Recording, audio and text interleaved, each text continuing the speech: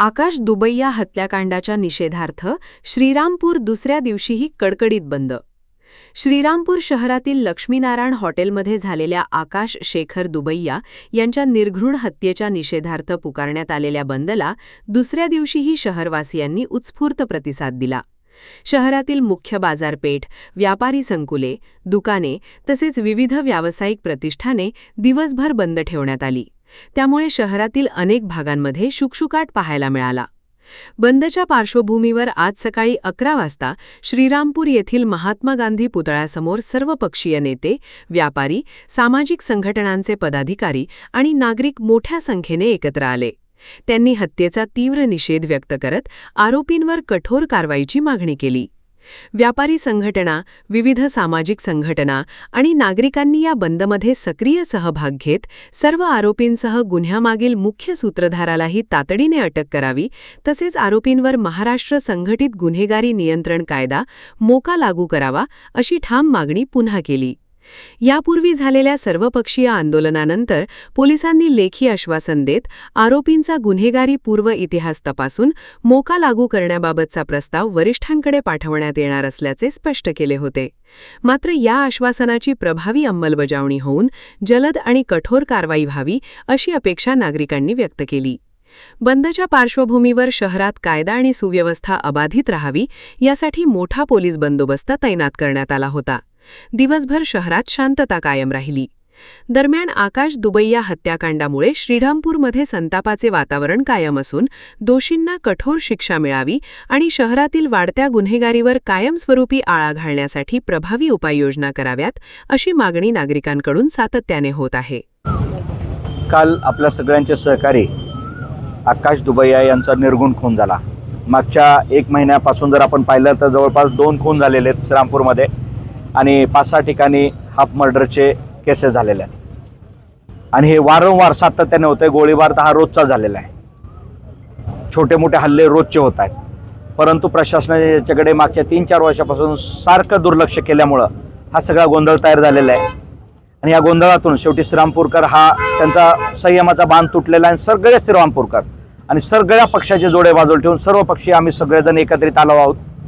व्यापारी एकत्रित आलेले आहेत, श्रीरामपूरची आम जनता रस्त्यावरती आलेली आहे आणि आमची आता फक्त एकच मागणी की या गुंडांचा बंदोबस्त करा, या गुंडांना कुठेतरी थांबवा.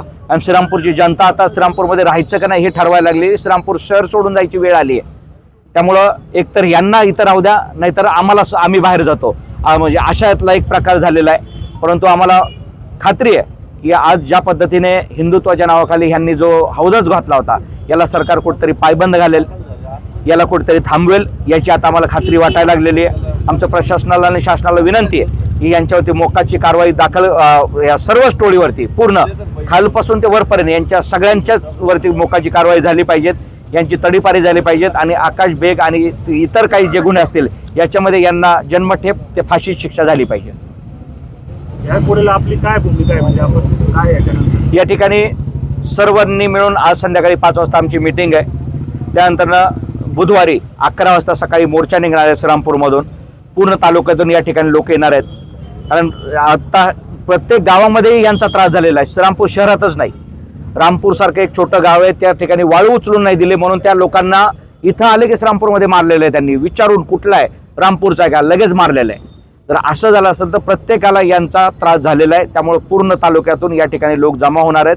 एक मोठा मोर्चाचं नियोजन बुधवारी सर्वपक्षीय, सर्वधर्मीय आणि सर्व आम श्रीरामपूरकरांच्या वतीनं मोर्चाचं आयोजन केलेलं आहे. आणि त्यानंतर प्रशासनाला निर्वाणीचा इशारा देऊन आम्ही निवेदन देणार आहोत आणि त्यानंतर बंद आम्ही संपवणार आहोत. हा बंद काल चालू झालेला आहे. श्रीरामपूरकरच्या सर्व लोकांचा आम्ही शतशः धन्यवाद देतो, कारण त्यांनी जर ही हिंमत नसती दाखवली तर हा बंद झाला नसता. त्यामुळे हा बेमुदत बंद हा बुधवारपर्यंत चालणार आहे.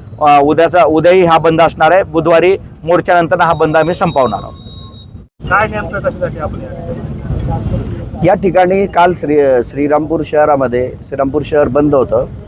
आकाश दुबैयाचा जो निर्गुण खून झाला या खुनाच्या निषेधार्थ कालपासून बेमुदत आंदोलन या ठिकाणी चालू आहे. या श्रीरामपूर शहराची आजचं वास्तव असं आहे की हिंदू गुंडांपासून हिंदू समाजाची सुरक्षा होण्याची गरज आहे. यासाठी या ठिकाणी हे आंदोलन या ठिकाणी चालू आहे. या श्रीरामपूर शहर आणि तालुक्यामध्ये काही आउटसाइडर एलिमेंट्स आहेत आणि त्यांनी हिंदुत्वाचा एक प्रयोग करायचं ठरवलं वेगळ्या पद्धतीचा. परंतु त्यामधून एक हिंदुत्वाचं व्यापारीकरण होऊन हिंदुत्वादी गुंड तयार झाले आणि या गुंडांचा हिंदू समाजालाच फार मोठ्या प्रमाणावर त्रास निर्माण झाला. हिंदू समाजाच्याच मुली पळून नेल्या जात आहेत, हिंदू समाजाच्या मुलींवर अत्याचार होतो, हिंदू समाजाच्या मुलींची छेडछाड केली जाते. या ठिकाणी श्रीरामपूर शहरामध्ये मोठ्या प्रमाणावर गुन्हेगारी फोफावलेली आहे. मोठ्या प्रमाणावर अवैध धंदे आहेत. या श्रीरामपूर शहरामध्ये 10 कोटीचं ड्रग्ज सापडतं. या ड्रग्जचा मुळापर्यंत तपासच जात नाही. मेट्रोफिनची इंजेक्शन्स, नशेची इंजेक्शन्स विकली जातात. एक तरुण पिढी श्रीरामपुरातली पूर्णपणे इंजेक्शन आणि ड्रगनी बर्बाद झालेली आहे. याचे गुन्हे दाखल होतात परंतु त्याच्या मुळापर्यंत या ठिकाणी मुळापर्यंत जात नाहीये तपास आणि पोलीस पूर्णपणे निष्क्रिय आहे. पोलीस फक्त क्लिरिकल यंत्रणा या ठिकाणी राबवते. पोलिसांची श्रीरामपूर शहरामध्ये दहशत नाही आणि म्हणून पोलिसांच्या विरोधामध्ये आणि या गुंडांवर कारवाई व्हावी या मागणीकरता, मोकाची कारवाई व्हावी या मागणीकरता खऱ्या अर्थानं हे बेमुदत आंदोलन आहे. या दृष्टीने हिंदू समाजाला, साऱ्या श्रीरामपूर शहराला न्याय मिळाला पाहिजे अशी या आंदोलनाची मागणी आहे. शासनाचं काम आहे कायदा आणि सुव्यवस्था राखणे, to maintain the law and order. आणि शासन म्हणजे कोणी कायदा आणि सुव्यवस्था पाळत नसेल त्याला शिक्षा करणं, त्याला शासन करणं हे शासनाचं काम आहे. मग जर असताना गुन्हेगारी च्या माध्यमातून जर समाजाला विठी धरत कोणी असेल तर त्याची कारवाई करायची जबाबदारी कोणावरती आहे? की त्याची कार्यवाही करायची जबाबदारी पोलिसावरती आहे. पोलीस खाते कशासाठी आहे? हे त्यांचं कामच आहे. आणि म्हणून पोलिसांकडं सारी माहिती असते, कोण गुन्हेगार आहे, कोणी किती गुन्हे केले आहेत याची सारा रेकॉर्ड असतं, सारी नोंद असते. तेव्हा शासनाने कायदा केला. जर अशा प्रसंगी जर शासनाला कठोर कारवाई करायची असेल त्याला मकोका कायदा आहे, मोका. मग संघटित गुन्हेगारी जर एवढी फोफली असेल तर पोलीस खात्याने मोका अंतर्गत त्या संबंधितावरती कारवाई केली पाहिजे. संघटित ते गुन्हेगार आहेत, मोका कायदा संघटित गुन्हेगारीला लागू होतो आणि म्हणून त्या ठिकाणी शासनाने ही जर कारवाई केली हे सर्व थांबून जाईल. यासाठी तालुक्याला मामलदार आहेत, प्रांत आहेत, त्यांच्याकडे काही अधिकार आहे ना की बघा चुकीचं काम करत असलं की मोठा गुन्हेगार असेल त्याला ते तडीपार करू शकतात. ते तडीपारची कारवाई काय करत नाही, ती केली गेली पाहिजे. नंतर जिल्ह्याला कलेक्टर आहे, जिल्ह्याला SP आहे, यांचं काम नाही का जिल्हा आढावा घ्यायचा आणि त्याप्रमाणे चुकीचं असेल तर संबंधित अधिकाऱ्याला त्याप्रमाणे आदेश द्यायचे किंवा तो जर काम करत असेल त्याची बंदी करायची. आणि पालकमंत्री कशासाठी असतो? पालकाचं काम आहे की जिल्ह्यामध्ये कुठे चुकीचं चालू असेल त्यांचं ते त्या लोकांना मदत करणे. बघ पालकमंत्री काय करतात आणि चांगले अधिकारी नसेल ते बदलून टाकायचे, नवीन चांगले अधिकारी आणायचे. हे पालकमंत्र्याचं काम आहे. त्यांनी सुद्धा जबाबदारी घेतली पाहिजे आणि त्याप्रमाणे जर या सर्वांनी जबाबदारी घेतली या तालुक्यातलं, या जिल्ह्यातलं जे गुंडगिरी आहे ती संपूर्णपणे संपल्याशिवाय राहणार नाही. ठिकाणी आरोपींना कठोर कारवाई झाली पाहिजे, मोका अंतर्गत झाली पाहिजे. या ठिकाणी जे श्रीरामपूर पूर्व शांतता अशीच परिस्थिती निर्माण करायची असेल तर श्रीरामपूर तालुक्यामध्ये सर्व 2 नंबरचे धंदे बंद केले पाहिजे. ते बंद करण्याच्या संदर्भात मी पालकमंत्री असेल, मुख्यमंत्री असेल, उपमुख्यमंत्री असेल त्यांच्यावर पोलिसांना सक्त आदेश देऊन या ठिकाणी कारवाई करून ते बंद केले पाहिजे. काय आपली भूमिका राहणार आहे? या ठिकाणी कायदा आणि सुव्यवस्था सुरळीत राहण्यासाठी प्रशासनाने कारवाईच्या संदर्भात आम्ही शासनाकडे पाठपुरावा करतो. श्रीरामपूरमध्ये ही जी हत्या झाली ही अत्यंत दुर्दैवी आणि वाईट स्वरूपाची आहे. मी बऱ्याच दिवसापासून बघतो हे श्रीरामपुरामध्ये कायदा आणि सुव्यवस्था पूर्ण बिघडलेली आहे. याला कारणीभूत राजकीय लोकांनी ह्या गुंडांना पाठीशी घातल्यामुळे हे प्रशासनावर दबाव आणून ह्या गुंडांना साथ देतात. ह्या गुंडगिरी पूर्ण बंद झाली पाहिजे आणि महिला, स्त्रिया, संत, महंत, धर्म हा सुरक्षित राहिला पाहिजे. याच्यासाठी हे आंदोलन कायम चालू राहील. माननीय महाराष्ट्राचे मुख्यमंत्री देवेंद्र फडणवीस तथा गृहमंत्री यांनी प्रत्यक्षात येऊन याचा बंदोबस्त केल्याशिवाय हे आंदोलन बंद होणार नाही आणि सर्व समाज संघटित होऊन याला तोड देईल. जोपर्यंत सर्व गुंड यांचा बंदोबस्त होत नाही तोपर्यंत तमाम जनता या आंदोलनामध्ये सहभागी होऊन याचा पूर्ण बंदोबस्त करण्याचा प्रयत्न करेल. एक महिला म्हणून माझी भूमिका अशी आहे की ह्या आकावरती मोका झाला पाहिजे, सराईत गुन्हेगारी थांबली पाहिजे आणि प्रशासनाने याच्यावरती कडक कारवाई केली पाहिजे हीच विनंती. नेमकं श्रीरामपूरमध्ये आज आपण केलं तर महिला सुरक्षित नाहीये, नेमकं काय कारण आहे? भीतीचं वातावरण आहे महिलांमध्ये, मुलींमध्ये. मुली कुठं बाहेर जात नाही, महिला कुठं बाहेर जात नाही, भीतीचं वातावरण आहे. आधी असं घाबरायचे की टोपीवाल्यापासून भीती आहे, आता भगव्या उपरण्यावाल्यापासून भीती झालेली निर्माण. तर कुठंतरी ते थांबलं पाहिजे आणि ह्याची दखल वरती घेतल्या जाणार हे 100%. आपण आज बघितलं श्रीरामपूरमध्ये कोट्याचा उलाढाल होत असतो. आज कुठं गेल्या 2 दिवसापासून ते ठप्प आहे. प्रशासन जागं होणार आहे या गोष्टीला आणि आपल्याला साथ देणार.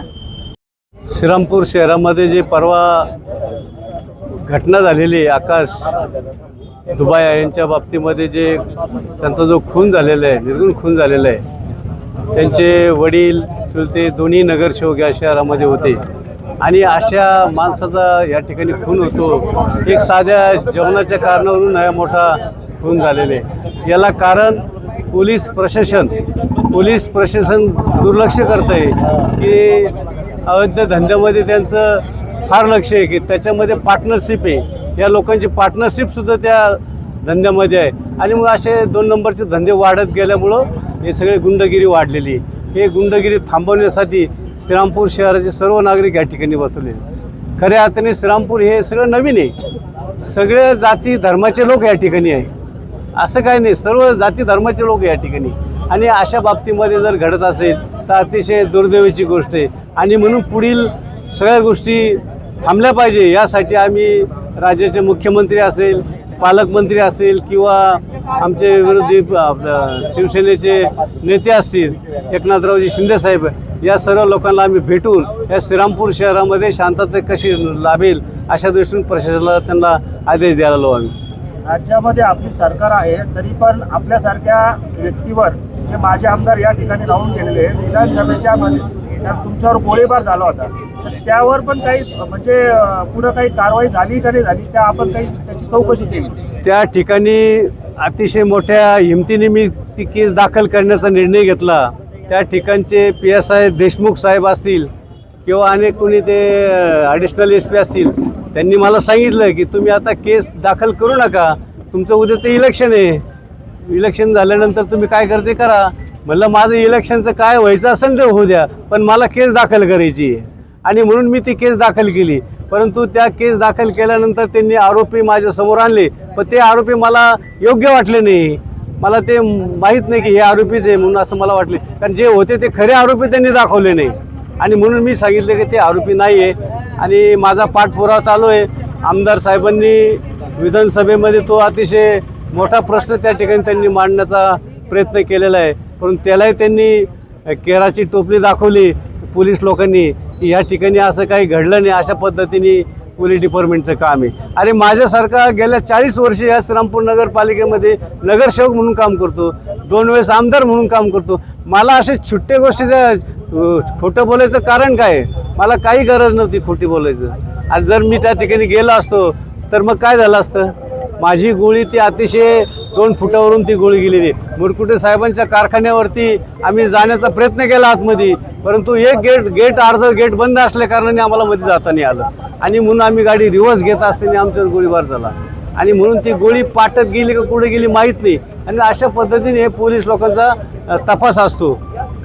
आता जे आपण आता या ठिकाणी सांगितलं की आपल्या बाबतीमध्ये अशी जी घटना घडली, तर आता या ज्या प्रकरणाचा तपास हा खरंच योग्य मार्गाने चालेल का? आता योग्य चालवायचं का नाही चालायचं हे प्रशासकांनी राजकीय लोकांच्या हातात आहे, दोघांच्या हातात या. निवड प्रशासनाला आपण जबाबदार धरून चालत नाही, राजकीय पण याच्यामध्ये जबाबदारी असते. राजकीय जे नेते आहेत, त्यांनी पण ठरवलं पाहिजे का खरं आहे का खोटं आहे, हे तिथपर्यंत त्यांनी पण गेलं पाहिजे.